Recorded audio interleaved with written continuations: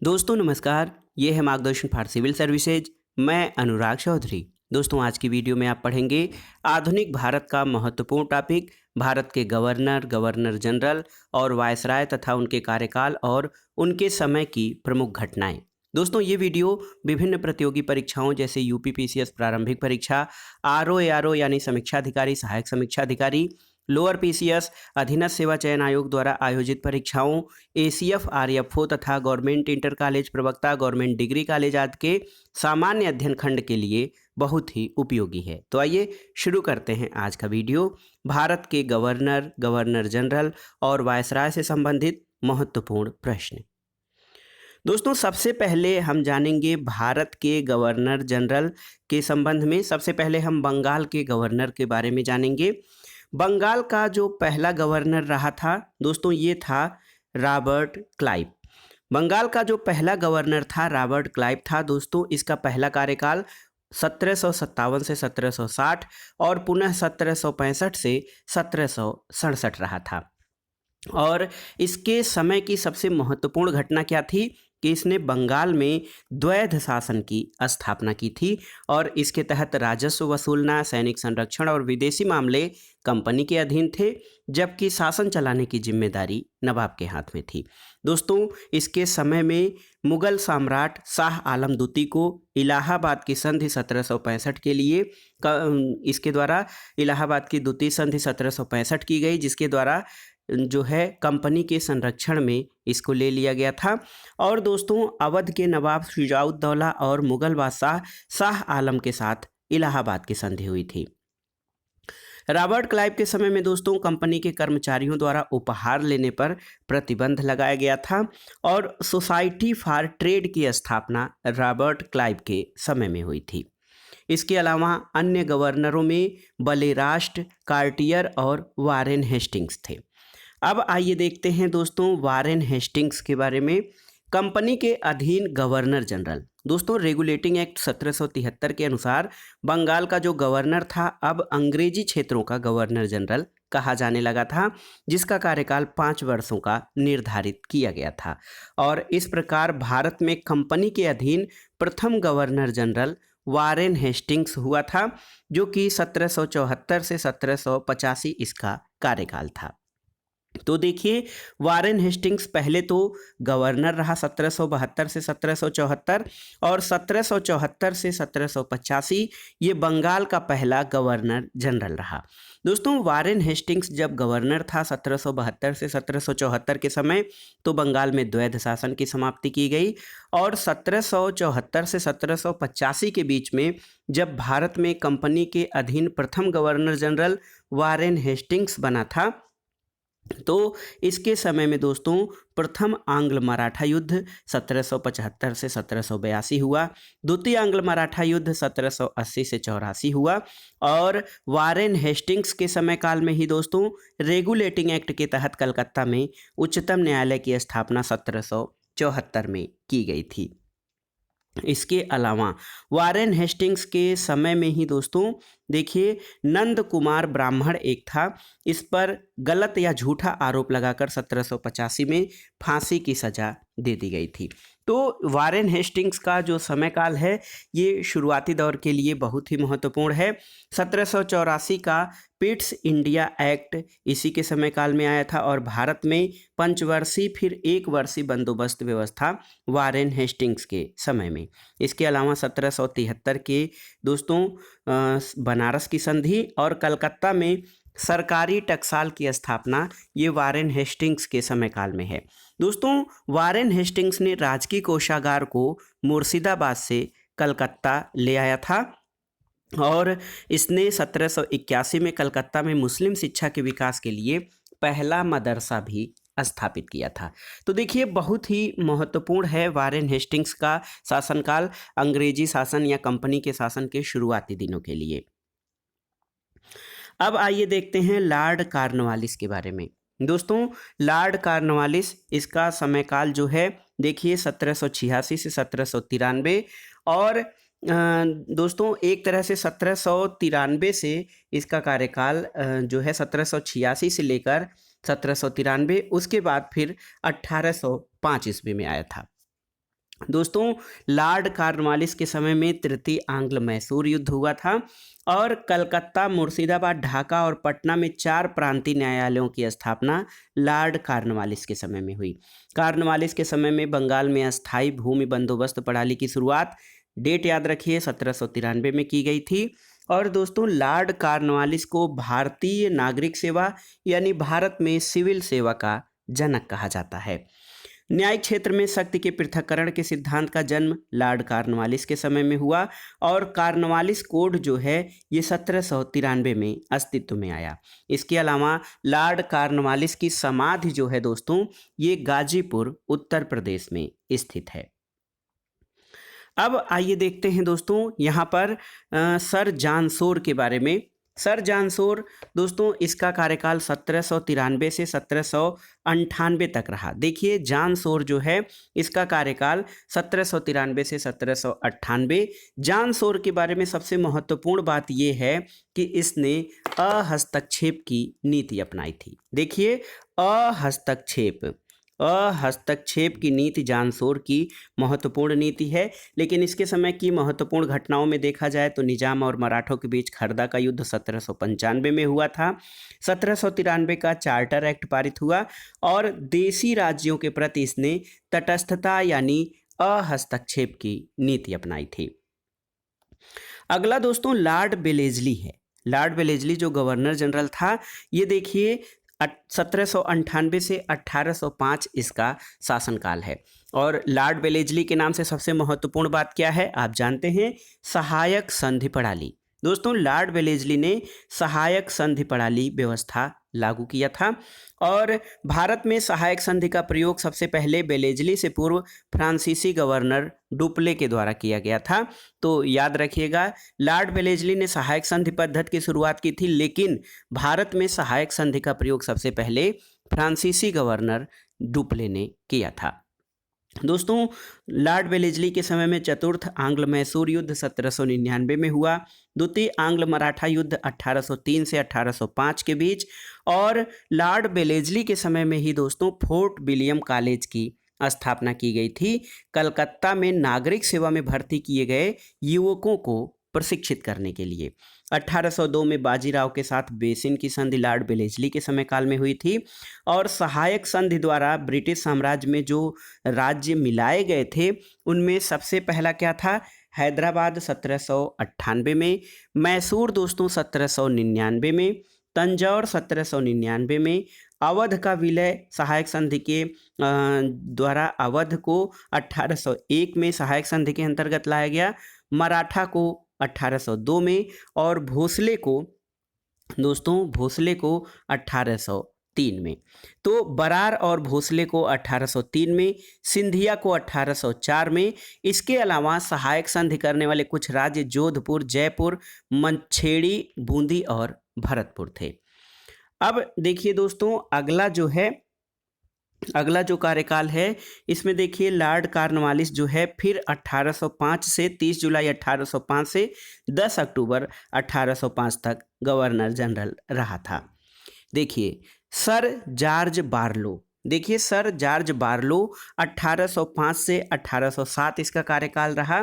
दोस्तों George Barlow जो है इसके समयकाल की सबसे महत्वपूर्ण घटना जिसको मैं स्टार कर रहा हूँ ये है कि बेल्लोर में सिपाही विद्रोह इसके काल की महत्वपूर्ण घटना है। और बेल्लोर का सिपाही विद्रोह कब हुआ था, 1806 में। याद रखिएगा सर जॉर्ज बार्लो जिसका शासनकाल 1805 से 1807 रहा, इसके समय में 1806 में बेल्लोर का सिपाही विद्रोह बहुत ही महत्वपूर्ण घटना रही।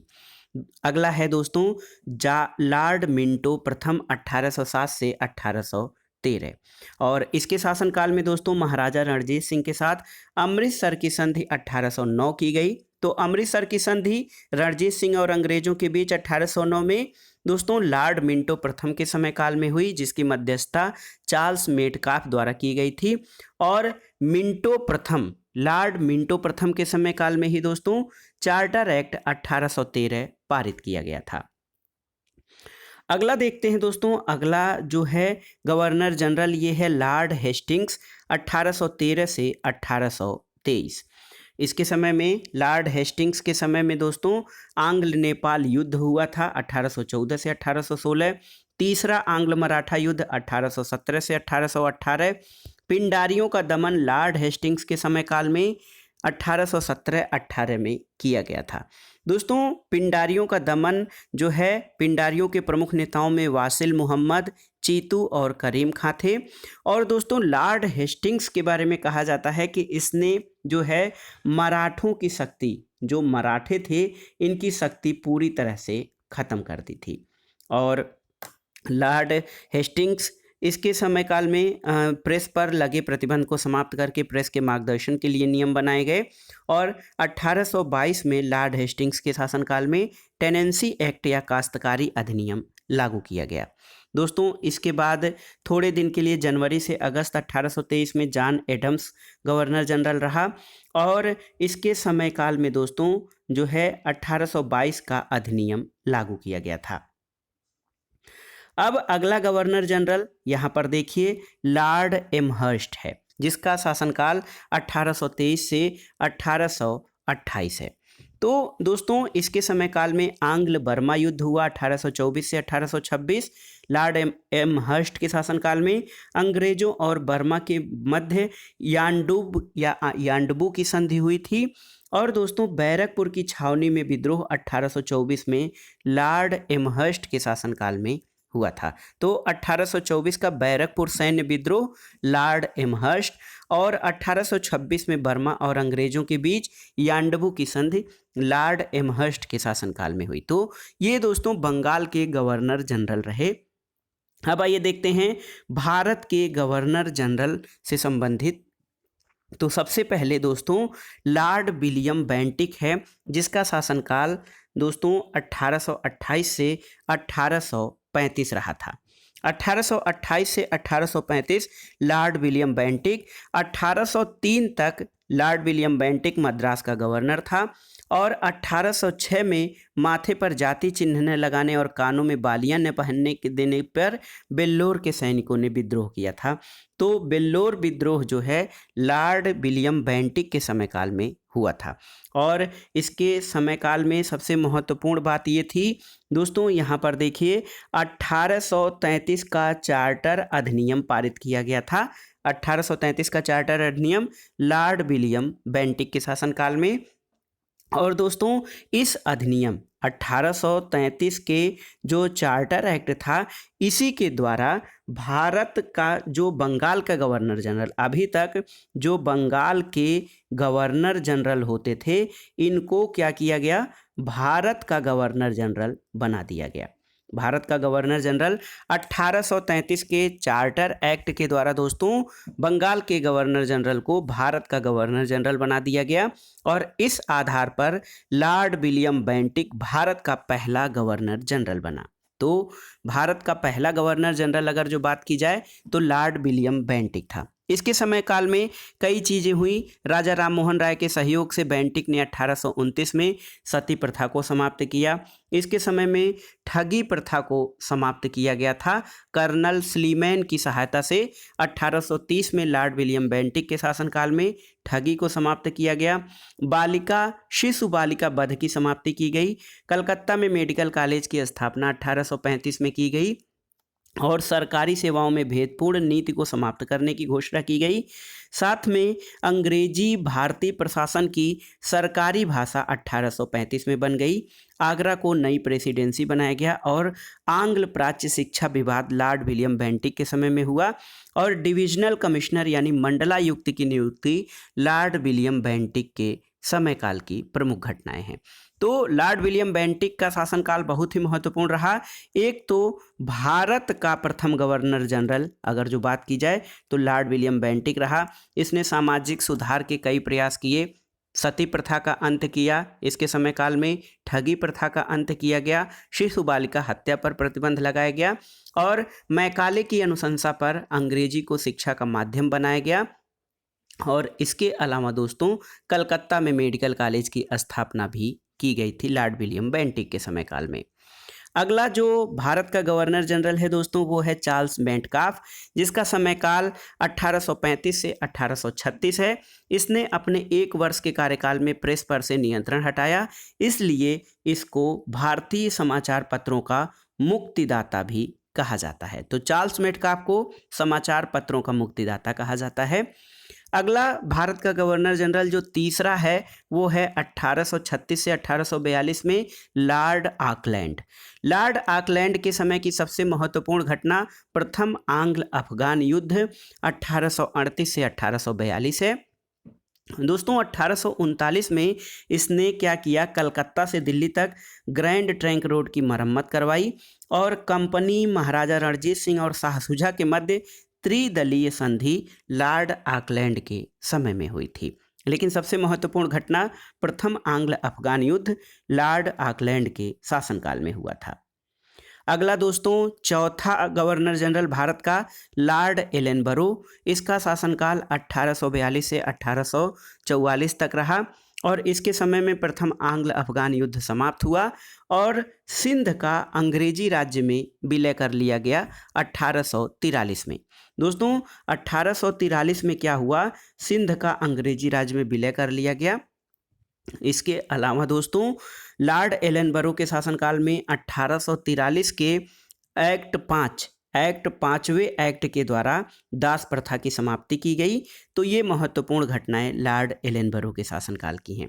उसके बाद आता है लॉर्ड हार्डिंग। इसका शासनकाल 1844 से 1848 रहा। इसके शासनकाल की प्रमुख महत्वपूर्ण घटना जो है ये है प्रथम आंग्ल सिख युद्ध 1845-46। इसके शासनकाल में ही दोस्तों लॉर्ड हार्डिंग के समय काल में लाहौर पर अंग्रेजों का कब्जा हुआ और लॉर्ड हार्डिंग ने नर बलि प्रथा पर प्रतिबंध लगाया था। आगे देखते हैं लॉर्ड डलहौजी का शासनकाल। ये दोस्तों लॉर्ड डलहौजी का शासनकाल 1848 से 1856 ये बहुत ही महत्वपूर्ण जो है भारत का गवर्नर जनरल रहा। इसके समय में कई सारे परिवर्तन किए गए थे। दोस्तों लॉर्ड डलहौजी के समय काल में द्वितीय आंग्ल सिख युद्ध हुआ था 1848-49। पंजाब का ब्रिटिश शासन में विलय हो गया 1849 में और जगत प्रसिद्ध सिख राज्य का प्रसिद्ध हीरा कोहिनूर जो है महारानी विक्टोरिया को भेज दिया गया था। और द्वितीय आंग्ल बर्मा युद्ध 1852 में इसी के समय में हुआ और लॉर्ड डलहौजी अपने व्यापगत सिद्धांत के लिए बहुत ही अधिक प्रसिद्ध है। व्यापगत सिद्धांत यानी डॉक्ट्रिन ऑफ लैप्स। लैप्स जो है डॉक्ट्रिन ऑफ लैप्स यानी व्यापगत सिद्धांत या राज्य हड़प नीति का सिद्धांत जो है ये लॉर्ड डलहौजी के समय काल की या लॉर्ड डलहौजी के शासन की सबसे महत्वपूर्ण नीति रही। दोस्तों यहाँ पर देखिए डलहौजी ने सिक्किम पर 2 अंग्रेज डॉक्टरों के साथ दुर्व्यवहार का आरोप लगाकर 1850 में उस पर भी अधिकार कर लिया था और द्वितीय आंग्ल बर्मा युद्ध डलहौजी के शासनकाल में हुआ था। इसमें क्या हुआ कि 1852 में लोअर बर्मा और पीगू को अंग्रेजी राज्य में मिला लिया गया था। अधिक कर्ज लेने के आरोप में बराड़ का भी विलय कर लिया गया। दोस्तों डलहौजी के शासनकाल में कई क्रांतिकारी घटनाएं हुई थीं। पहली रेलवे लाइन का निर्माण 1853 में हुआ था। दूसरी बात चार्ल्स वुड का शिक्षा पर डिस्पैच 1854 डलहौजी के शासनकाल में हुआ था।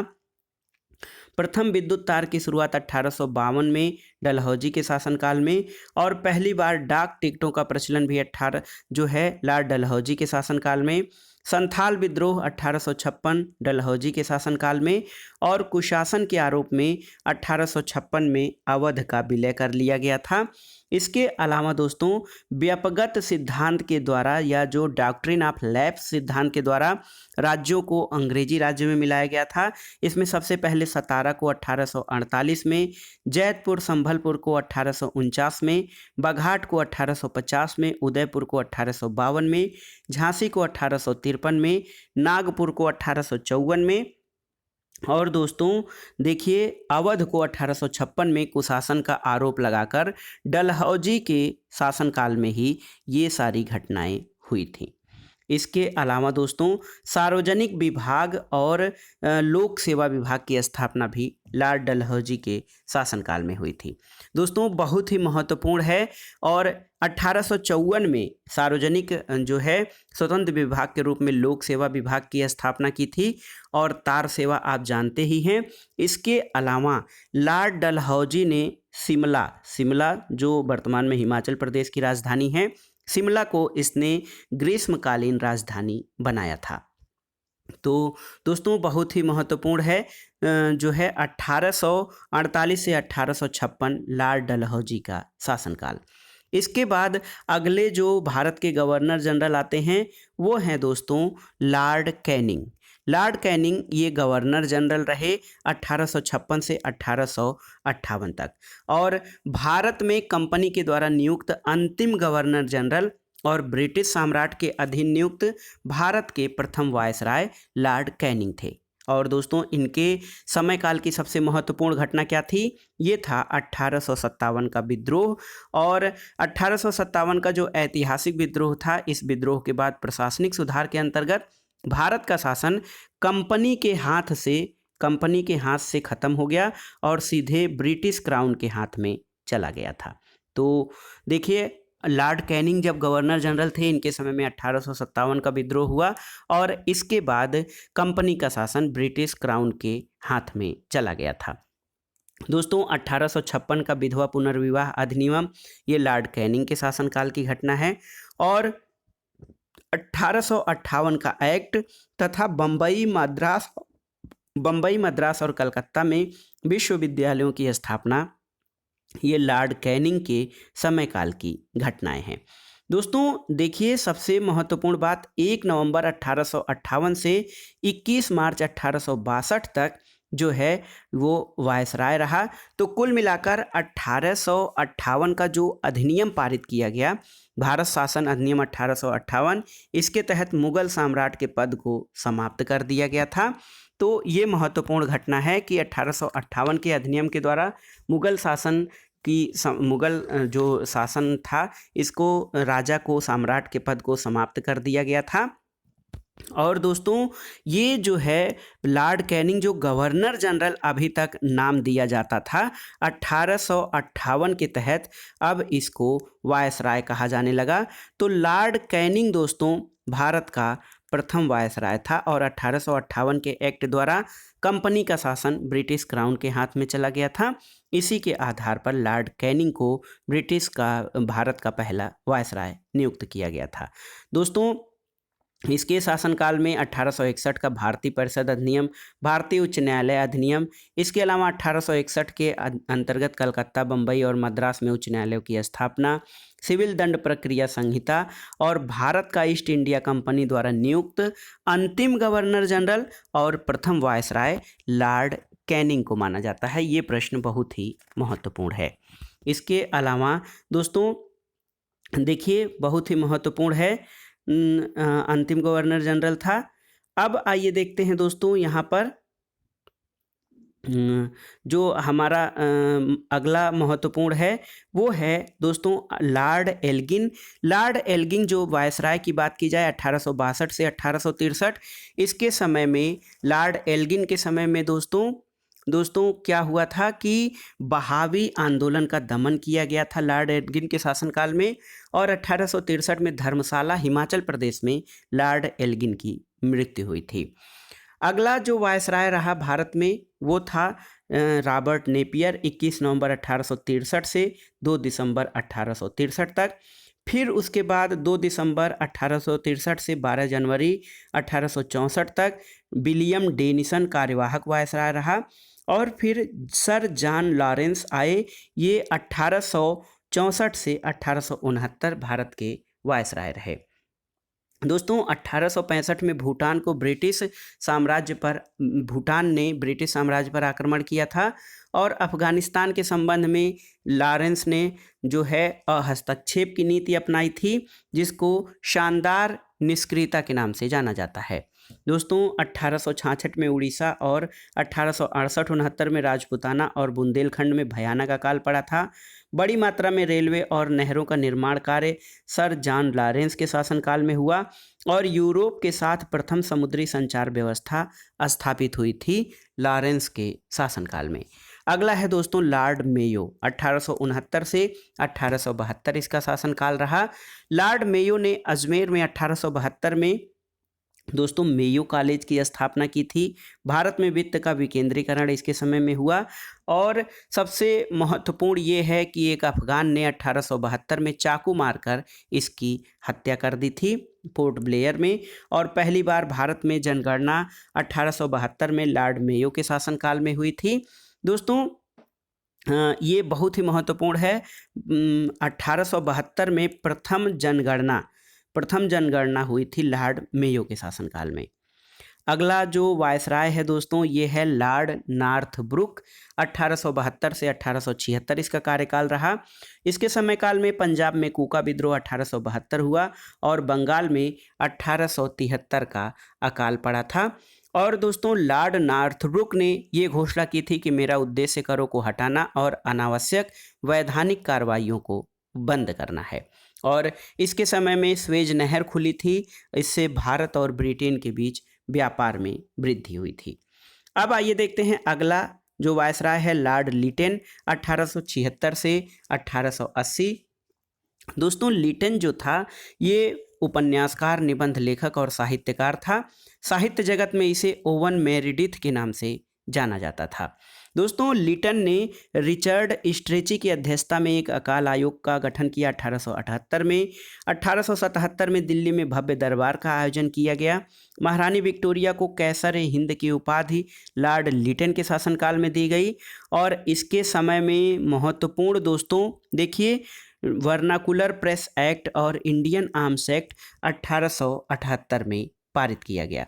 तो 1878 में लिटन ने भारतीय समाचार पत्र अधिनियम यानी वर्नाकुलर प्रेस एक्ट पारित करके भारतीय समाचार पत्रों पर कठोर प्रतिबंध लगाया, विशेष करके राष्ट्रवादी समाचार पत्र सोम प्रकाश को प्रतिबंधित करने के लिए। और इस कानून में प्रावधान था अगर किसी अखबार में कोई आपत्तिजनक चीज छपती हो तो सरकार प्रिंटिंग प्रेस सहित सारी संपत्ति जब्त कर लेगी। और इसी के समय में 1878 में भारतीय शस्त्र अधिनियम पारित कर दिया गया। शस्त्र रखने के लिए, व्यापार करने के लिए लाइसेंस अनिवार्य कर दिया गया। और लिटन ने दोस्तों वैधानिक जनपद सेवा में या सिविल सेवा में भारतीयों की न्यूनतम आयु 21 वर्ष से 19 वर्ष कर दी गई थी। और लिटन ने अलीगढ़ में एक मुस्लिम एंग्लो प्राच्य महाविद्यालय की स्थापना भी की थी। और लिटन के समय में द्वितीय आंग्ल अफगान युद्ध 1878 से 1880 कहा जाता है। अगला प्रश्न है, अगला जो है दोस्तों वायसराय लॉर्ड रिपन है, 1880 से 1884 इनका कार्यकाल है। रिपन ने जो लिटन ने समाचार पत्रों पर प्रतिबंध लगाए थे उनको दोस्तों रिपन ने समाप्त कर दिया था। तो समाचार पत्रों पे जो प्रतिबंध लगाए थे लिटन ने उनको समाप्त कर दिया था। और वर्नाकुलर प्रेस एक्ट 1882 में वर्नाकुलर प्रेस एक्ट को समाप्त कर दिया गया लॉर्ड रिपन के शासनकाल में। दोस्तों इसके लिए जो सबसे महत्वपूर्ण लॉर्ड रिपन के शासनकाल की सबसे महत्वपूर्ण बात यह है स्थानीय स्वशासन की शुरुआत हो गई थी। 1882 में लॉर्ड रिपन के शासनकाल में स्थानीय स्वशासन की शुरुआत हुई। और सबसे महत्वपूर्ण बात ये कि 1881 में प्रथम व्यवस्थित जनगणना की शुरुआत भी लॉर्ड रिपन के द्वारा की गई थी। हालांकि मेयो के शासनकाल में 1872 में पहली जनगणना हुई थी, लेकिन 1881 में रिपन के शासनकाल में जो 10वीं जनगणना की शुरुआत हुई थी वो अभी तक कंटिन्यू जारी है। और दोस्तों लॉर्ड रिपन के शासनकाल में हंटर कमीशन प्राथमिक शिक्षा के लिए 1882 में नियुक्त हुआ। इल्बर्ट बिल विवाद भी 1883-84 में इसी के समय काल में हुआ था। और सबसे महत्वपूर्ण बात यह कि 1881 में प्रथम व्यवस्थित जनगणना कश्मीर और नेपाल को छोड़कर शुरू की गई और प्रत्येक 10 वर्ष बाद नियमित व्यवस्थित रूप से जनगणना का निर्णय लिया गया था। दोस्तों लॉर्ड रिपन को फ्लोरेंस नाइटिंगेल ने भारत का उद्धारक कहा था। तो देखिए बहुत ही महत्वपूर्ण है लॉर्ड रिपन का शासनकाल। फ्लोरेंस नाइटिंगेल ने इनको भारत का उद्धारक की संज्ञा दी थी। और इसके समय में यूरोपियों के विरुद्ध भारतीय न्यायाधीशों द्वारा मुकदमे की सुनवाई के लिए इल्बर्ट बिल विधेयक पेश किया गया था, लेकिन यूरोपवासियों के विरोध के कारण इसे वापस लेना पड़ा था। अब अगला जो वायसराय है लॉर्ड डफरिन। डफरिन का कार्यकाल भी बहुत ही महत्वपूर्ण है। 1884 से 1888 इसका समयकाल है। दोस्तों, डफरिन के समयकाल में तृतीय आंग्ल बर्मा युद्ध हुआ और बर्मा को अंतिम रूप से अंग्रेजी राज्य में मिला लिया गया। इसी के समय में दोस्तों देखिए, तृतीय जो है Bengal tenancy act, Awadh tenancy act और पंजाब टेनेंसी एक्ट शामिल किया गया। और इसके समयकाल की सबसे महत्वपूर्ण घटना ये थी 28 दिसंबर 1885 को, डेट याद रख लीजिए, 28 दिसंबर 1885 को बम्बई में A.O. ह्यूम यानी एलन ऑक्टेवियन ह्यूम के नेतृत्व में भारतीय राष्ट्रीय कांग्रेस की स्थापना लॉर्ड डफरिन के शासनकाल में हुई थी। अगला जो वायसराय है दोस्तों, ये हैं लैंसडाउन। 1888 से 1894 इनका शासनकाल रहा। भारत और अफगानिस्तान के मध्य सीमा रेखा यानी डूरंड रेखा का निर्धारण इसी के समय में हुआ था, 1893 में। 1891 में मणिपुर विद्रोह हुआ था और भारतीय परिषद अधिनियम 1892 लैंसडाउन के समय में ही हुआ था। और तिलक ने गणपति त्यौहार की शुरुआत 1893 में की थी। प्रथम फैक्ट्री अधिनियम लॉर्ड रिपन के शासनकाल में पारित हुआ था। दूसरा फैक्ट्री अधिनियम लैंसडाउन के शासनकाल में 1891 में पारित किया गया। अगला वायसराय है दोस्तों लॉर्ड एल्गिन द्वितीय। देखिए, लॉर्ड एल्गिन द्वितीय, इसका समयकाल 1894 से 1899 रहा। मध्य प्रदेश, बिहार, उत्तर प्रदेश, पंजाब में भयानक अकाल पड़ा। इसके समय में लायल कमीशन के नाम से अकाल आयोग का गठन लॉर्ड एल्गिन द्वितीय के समयकाल में स्थापित किया गया था। तिलक द्वारा शिवाजी उत्सव की शुरुआत की गई थी। और दोस्तों, लॉर्ड एल्गिन द्वितीय के समय में ही दोस्तों चापेरकर बंधुओं द्वारा पूना में 2 अंग्रेज अधिकारियों की हत्या 1897 में की गई थी। और सबसे महत्वपूर्ण बात ये कथन है लॉर्ड एल्गिन द्वितीय को कि भारत को तलवार के बल पर विजित किया गया है और तलवार के बल पर इसकी रक्षा की जाएगी। ये कथन लॉर्ड एल्गिन द्वितीय का है। अगला वायसराय है दोस्तों लॉर्ड कर्जन। इसका जो समयकाल बहुत ही विवादित और महत्वपूर्ण रहा है, 1899 से 1905। दोस्तों, 1901 में कृषि इंस्पेक्टर जनरल की कृषि कार्यों की देखरेख कर्नल के कर्जन के समयकाल में नियुक्ति हुई। नए प्रांत उत्तर पश्चिम सीमा प्रांत का गठन किया गया और यंग हसबैंड के नेतृत्व में एक शिष्टमंडल लहासा तिब्बत गया था। कर्जन के समयकाल में भारतीय विश्वविद्यालय अधिनियम 1904 में पारित किया गया और भारतीय लोक सेवा मंडल का गठन 1905 में हुआ। कर्जन के समयकाल में सर डब्ल्यू फ्रेजर की अध्यक्षता में पुलिस आयोग का गठन 1902 में किया गया और टॉमस रैले की अध्यक्षता में विश्वविद्यालय आयोग की स्थापना 1902 में की गई। सर एंटनी मैकडोनाल्ड की अध्यक्षता में अकाल आयोग 1900 में स्थापित किया गया। और कर्जन के समयकाल में दोस्तों जो महत्वपूर्ण एक और है कि प्राचीन स्मारक संरक्षण अधिनियम 1904 पारित किया गया। और सबसे महत्वपूर्ण घटना ये कि कर्जन के समयकाल में दोस्तों 1905 में जो है बंगाल विभाजन किया गया था। लॉर्ड कर्जन के शासनकाल में दोस्तों बंगाल विभाजन किया गया था। तो ये बहुत ही महत्वपूर्ण है। बंगाल विभाजन 1905 में किया गया था और कर्जन के भारत विरोधी कार्यों में ये सबसे महत्वपूर्ण रहा। सिंचाई आयोग कालीन स्कॉट मानक्रीफ अध्यक्ष थे इसका गठन 1901 में। और दोस्तों रेलवे बोर्ड, भारत में रेलवे बोर्ड का गठन 1905 में लॉर्ड कर्जन के शासनकाल में किया गया था। अब आइए देखते हैं अगले वायसराय के बारे में, लॉर्ड मिंटो द्वितीय। दोस्तों लॉर्ड मिंटो द्वितीय 1905 से 1910 इनका कार्यकाल रहा और इनके समय में लॉर्ड मिंटो द्वितीय के समयकाल में ही मुस्लिम लीग का गठन आगा खां और सलीमुल्लाह खां द्वारा ढाका में किया गया 1906 में। आंग्ल रूसी मित्रता 1907 में। और लॉर्ड मिंटो द्वितीय के शासनकाल में ही दोस्तों खुदीराम बोस को फांसी दी गई, तिलक को 6 वर्ष का कारावास दिया गया और भारतीय परिषद अधिनियम अथवा मार्ले मिंटो सुधार अधिनियम पारित किया गया था 1909 में। इसके अलावा एसपी सिन्हा वायसराय कार्यकारिणी में नियुक्त हुए थे। और सूरत में कांग्रेस का विभाजन 1907 में लॉर्ड मिंटो द्वितीय के समयकाल की प्रमुख घटनाएं हैं। अगला वायसराय है दोस्तों लॉर्ड हार्डिंग, जिसका शासनकाल 1910 से 1916 है।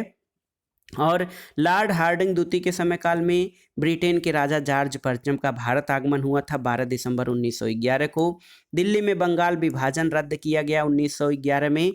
जो विभाजन 1905 में करजन के समय काल में हुआ था, उस विभाजन को जो है बंगाल विभाजन को 1911 में लॉर्ड हार्डिंग द्वितीय के शासनकाल में रद्द किया गया और भारत की राजधानी कलकत्ता से दिल्ली हस्तांतरित करने की घोषणा 1911 में किया गया था।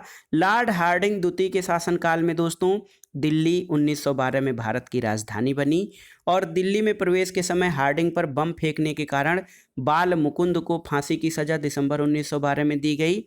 लॉर्ड हार्डिंग द्वितीय के समय काल में ही दोस्तों प्रथम विश्व युद्ध की शुरुआत अगस्त 1914 में हुई।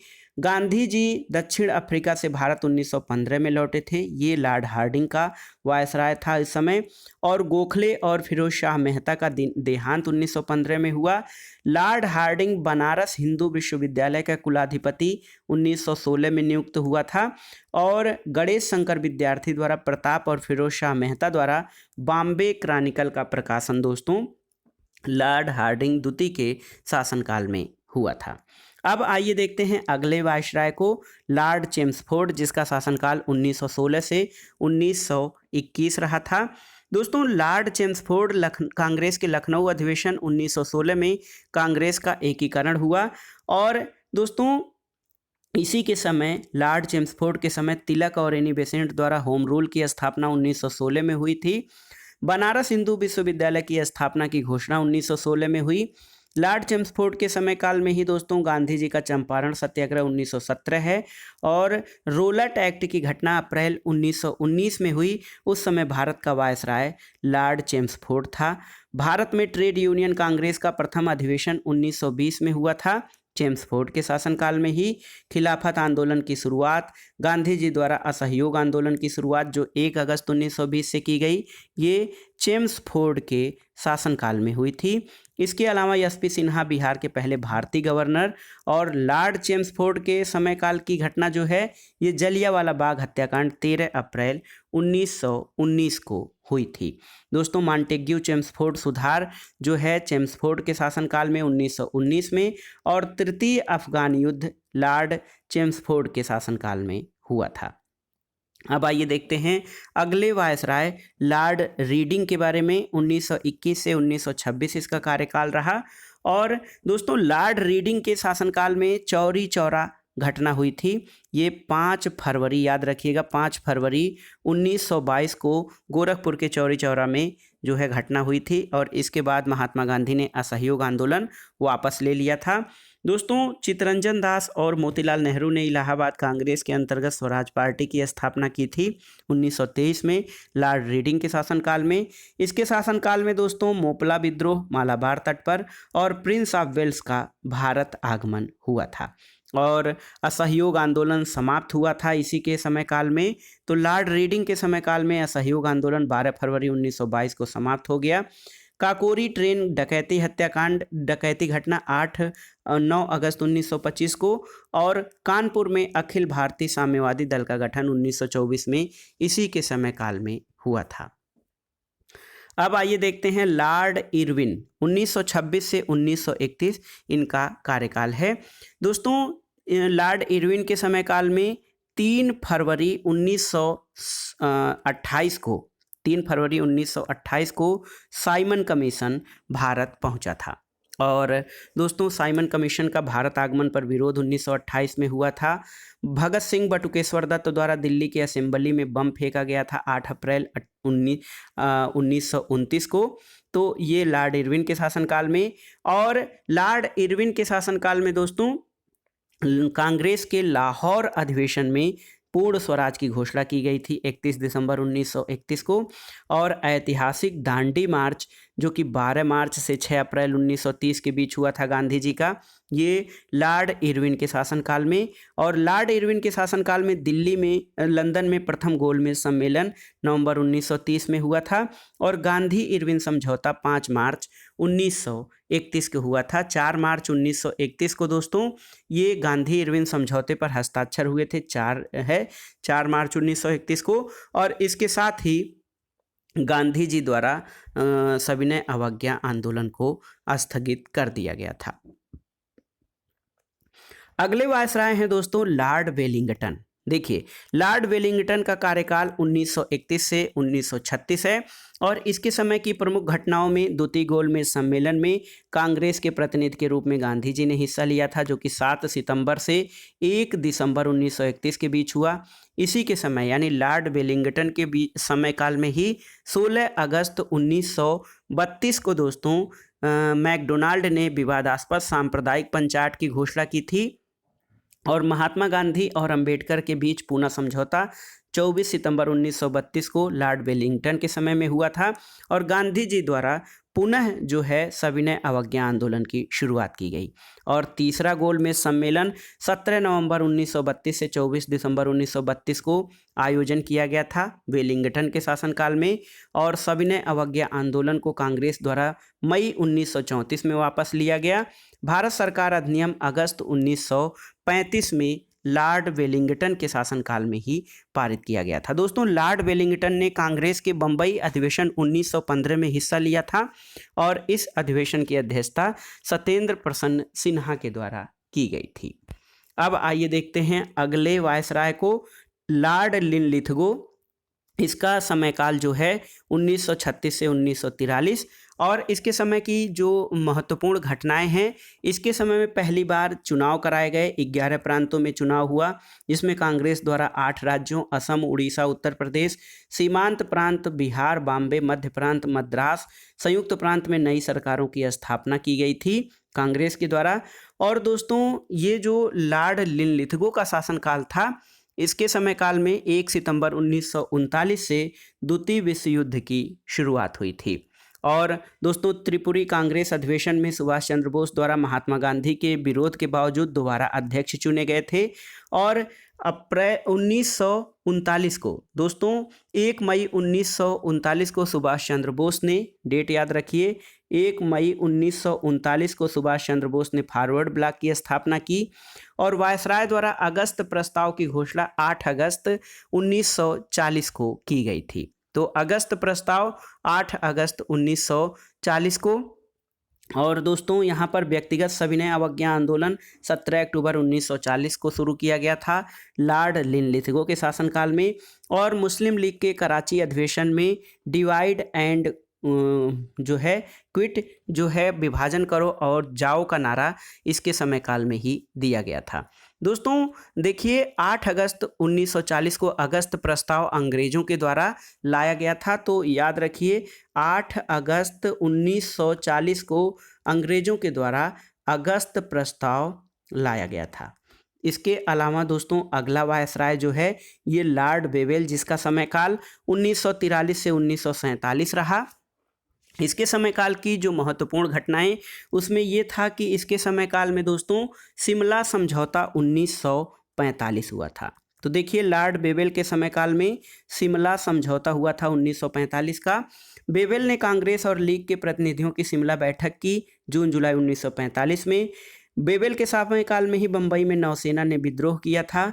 लॉर्ड वेवेल के समयकाल में कैबिनेट मिशन का भारत में आगमन हुआ था और कैबिनेट मिशन प्रस्ताव की घोषणा 16 मई 1946 को की गई थी। दोस्तों, कैबिनेट मिशन जो 1946 में आया था, इस मिशन के सदस्य थे स्टेफर्ड क्रिप्स, पैथिक लॉरेंस और A.B. अलेक्जेंडर। दोस्तों, मुस्लिम लीग द्वारा जो प्रत्यक्ष कार्रवाई दिवस मनाया गया था 16 अगस्त 1946 को और संविधान सभा के लिए चुनाव जुलाई 1946 में लॉर्ड वेवेल के समयकाल में हुआ था। दोस्तों, जवाहरलाल नेहरू के नेतृत्व में अंतरिम सरकार का गठन सितंबर 1946 में किया गया और 9 दिसंबर 1946 को संविधान सभा की पहली बैठक आयोजित हुई थी वेवेल के शासनकाल में ही। और ब्रिटेन के प्रधानमंत्री क्लीमेंट एटली द्वारा जून 1948 तक भारत को आज़ाद करने की घोषणा की गई थी और ये घोषणा 20 फरवरी 1947 को की गई थी। अब आइए देखते हैं सबसे महत्वपूर्ण अंतिम वायसराय और भारत के गवर्नर जनरल लॉर्ड माउंटबेटन के बारे में और उनके कार्यकाल की प्रमुख घटनाओं के बारे में। लॉर्ड माउंटबेटन का कार्यकाल 1947 से 1948 रहा। दोस्तों, सत्ता हस्तांतरण के लिए 24 मार्च 1947 को भारत का गवर्नर जनरल लॉर्ड माउंटबेटन को बनाया गया और 3 जून 1947 को माउंटबेटन योजना घोषित की गई, जिसमें भारत का विभाजन शामिल था। तो माउंटबेटन भारत के वायसराय बने और इसके अलावा 3 जून योजना के अनुसार भारत विभाजन की घोषणा की गई। ब्रिटिश संसद में भारतीय स्वतंत्रता का विधेयक प्रस्तुत किया गया जुलाई 1947 में और 18 जुलाई को सम्राट द्वारा इसकी स्वीकृति मिली और भारत 15 अगस्त 1947 को जो है स्वतंत्र हुआ। और भारत के प्रथम गवर्नर जनरल, दोस्तों देखिए, भारत के प्रथम गवर्नर जनरल अगर जो बात की जाए तो ये लॉर्ड माउंटबेटन थे। तो देखिए, भारत के प्रथम गवर्नर जनरल, स्वतंत्र भारत के प्रथम गवर्नर जनरल लॉर्ड माउंटबेटन हुए थे। दोस्तों, एक और महत्वपूर्ण तथ्य यहाँ पर आता है कि स्वतंत्र भारत के प्रथम और अंतिम भारतीय गवर्नर जनरल कौन थे? तो सी राजगोपालाचारी को दोस्तों गवर्नर जनरल बनाया गया था और ये प्रथम और अंतिम भारतीय गवर्नर जनरल थे। तो दोस्तों, ये था आज का महत्वपूर्ण वीडियो, आधुनिक भारत या भारतीय स्वतंत्रता आंदोलन से संबंधित महत्वपूर्ण जो है टॉपिक, भारत के गवर्नर जनरल और वायसराय से संबंधित प्रमुख प्रश्न, उनके कार्यकाल, उनके समय की प्रमुख घटनाएं। और यहाँ पे दोस्तों, यहाँ से कई सारे प्रश्न परीक्षाओं में बनते हैं सामान्य अध्ययन के अंतर्गत। साथ ही साथ ये टीजीटी पीजीटी परीक्षा इतिहास, नागरिक शास्त्र, जीआईसी प्रवक्ता, नागरिक शास्त्र और इतिहास के आधुनिक भारत और भारतीय स्वतंत्रता आंदोलन खंड के लिए ये वीडियो बहुत ही महत्वपूर्ण है, तो आप इसका उपयोग वहाँ भी कर सकते हैं। वीडियो आपको कैसा लगा हमें कमेंट बॉक्स में ज़रूर बताइएगा। वीडियो को लाइक करें, शेयर करें और इस चैनल मार्गदर्शन फॉर सिविल सर्विसेज को सब्सक्राइब करें। वीडियो देखने के लिए धन्यवाद दोस्तों, नमस्कार।